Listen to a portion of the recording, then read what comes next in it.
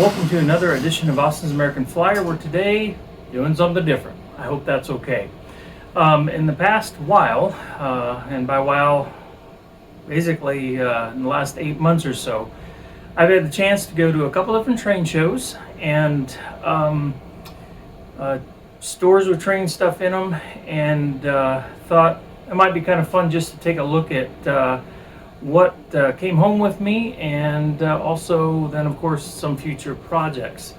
There's not really much here that probably will make you go, oh, that's amazing, but then again there's one or two things here that I think are pretty cool. I'm going to save those for last, and so if you feel like fast forwarding, maybe now's your time. All right, so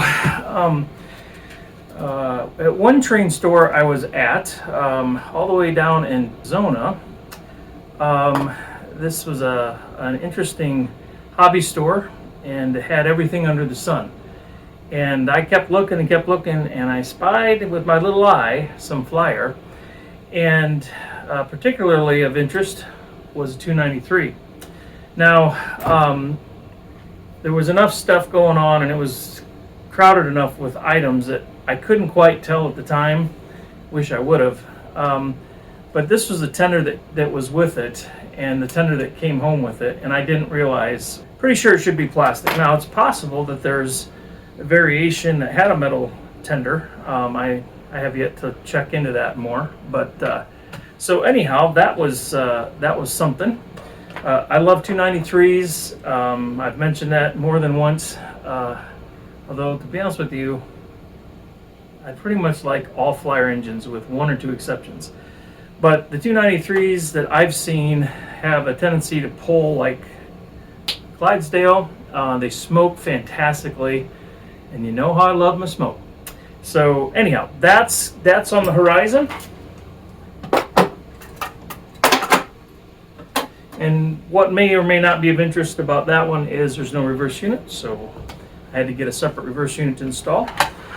Here we have later Pacific with something going on here where it's missing the trailing truck, 21085, and apparently someone doesn't like American Flyer because they spray painted over the American Flyer on the tender on both sides.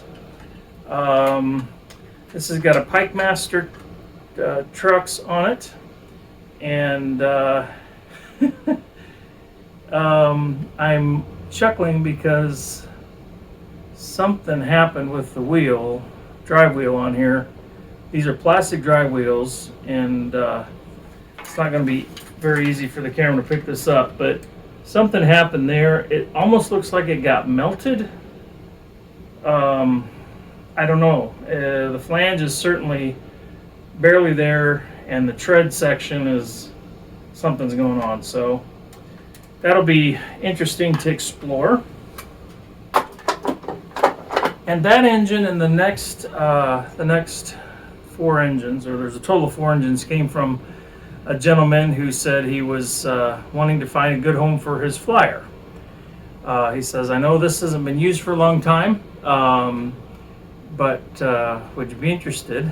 And so we talked and negotiated a price that seemed reasonable, and home it came. Now, this is something that I'm actually surprisingly excited about. I've never been a huge Casey Jones fan, but the few Casey Jones engines I've had are the later ones, real cheap ones.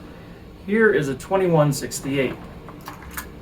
So the claim to fame on this one is that it's got smoke and choo-choo in it, and it's also interesting that the side gear on it is it's kind of a modified transition. So the later Casey Jones, or the really cheap Casey Jones, it's their side rods are really cheap, and they look, if memory serves, a little different than this. So now, what's interesting about this one is on either sides of the smokestack, it's cracked. The boiler shell is cracked. So I'm guessing probably the chimney took a blow, but I don't know. It's strange. So the headlights on these supposedly work. So this will be an interesting project. I'm hoping that the inside of the shell might be solidified with some careful applications of JB Weld, and it'll be strengthened and ready to go again, but time will tell.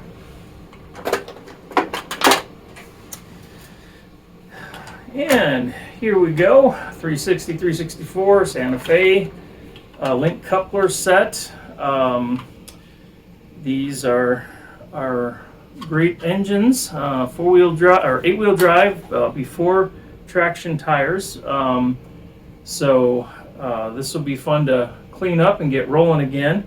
I know a lot of people like the fronts of these actually better than the later with knuckle coupler openings in the shell. This one has playwear on it, of course, no surprise there, but it's not in bad shape. Missing one ladder back there. The ladder is missing one ladder on the B unit. So anyhow, this will be a fun little project to get going. The other thing I would say is I've had several of these now that I've refurbished and have gone on to new owners. I guess I've got one that I kept too, but just phenomenal how well these things run. They really run well. They glide along the track. Truly delightful to operate these things.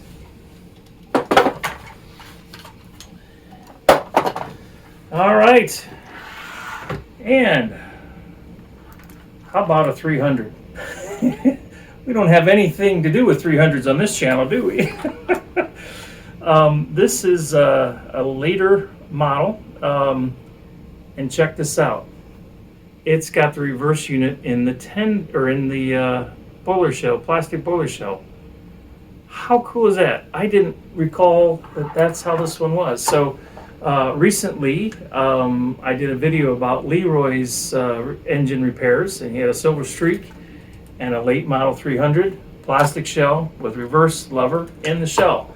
And I made the comment how I had not seen one of those before. Oh, and I can see the date stamp inside this one. It says 1952. So anyhow, this will be a fun one to get going, and look forward to that. It's got link coupler on it, metal tender, plastic shell. So definitely right in the transition period before they went to knuckle couplers.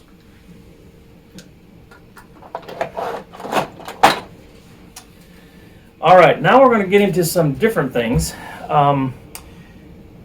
At that same Esprit, which is where that stuff came from, a gentleman had gotten a hold of me ahead of time, and he said, "Hey, Austin, would you be interested in 2 accessories? They're a bit rough, but they might make a good video, and you might be able to get them working." I said, "Absolutely." And in a box was a suitcase baggage handler, whatever, and then also a Semaphore Sam. Now, I know they're here somewhere in my train room, but I certainly couldn't figure out where I put them. But then I was at another train show with Brad down in Indianapolis, or near Indianapolis, actually, Franklin, and the the baggage loader that this gentleman gave me is in super rough shape. Again, that doesn't scare me, but what I was concerned about is it seemed like there was enough stuff missing off of that, since I don't have one, since I haven't delved into one of these before, I wasn't sure how successful I'd be repairing it. So at the second show here, for I think it's $5, $10, I don't remember, a few bucks, was this one. Now someone decided to paint part of it, but what intrigued me is this one had the guy on it. It had a few pieces that the other one's missing. So my hope is between the two of them, I can cobble together one that works. So future project there. Okay, now we're going to get into some really interesting, at least what I think are interesting things. So if you want to find out more about this next thing, next subject, I'm going to recommend you go to this guy's link. because he has some really amazing videos about antique trains, and the guy knows so much about trains. Unbelievable. I'm amazed at how much information he knows. So one of the things he shared about was that in the 1940s, I want to say it was somewhere between 44 and 46, somewhere in there, there was a company, actually no, it would have been 46, 47 probably, maybe 48. There was a company that came out with scale wheel sets that could be used on American Flyer. And even at that early date, there were people that were taking American Flyer post-war shells, putting on scale wheel sets to get them to be a little more lifelike, more real life, more prototypical, which just blows my mind. I had no idea that happened. So at this show in Franklin, I was just kind of glancing across a long table of Lionel stuff and saw something that looked a little smaller, and it was this. So here we have, on this side it says a 900. So this is a American Flyer 900 Hudson with brass buttons on the bottom, okay? And it has these scale wheels. Now, I double-checked with the gentleman selling this at the show, and the insides of these are some sort of plastic because there's no shortage. I was worried about there being a short across the drivers because to me it looked like they were metal. If they are metal, there's some sort of insulator because we ran current through it and it didn't short out. So we have probably this would have originally been a 321 because the chimney is actually closed off, so that means it would not have had a smoke in the tender. Would have had a reverse unit, as you can see up here, but real early because of the brass buttons on the bottom, so pretty cool. Obviously, you can see it's missing a lot of things, but it does have the real early side gear on here. So I would love to hear your comments on what should happen with this. Obviously, it can be restored to a Hudson again, and maybe that's the best way to go. Just put it back the way it was and run it. But what other ideas might you have? One idea I had that I think would be so fun, but I'd need a lot of time and probably some good drawings or something to go off of, is to make a 10-wheeler. So it'd be a 460. Anyhow, I just think that would be so cool to see maybe a variation of traditional Flyer engines with these wheels on it. The other thing that would be cool is just maybe even an Atlantic with these kind of drivers, and maybe move that center axles together a little bit more. Again, trying to go after that little bit of prototype realism. Just thinking off the cuff, but would love to hear your thoughts. If you had, the option of doing something with drivers like this, where would you go with them? So something to look forward to there. All right, now I want to go to some things that came home with me from the Esprit. This is in Dayton, Ohio, and I've talked a little bit about the show car, and I don't know if they still have any of these left, but I thought, man, at some point I gotta get this in front of the video for everyone to see.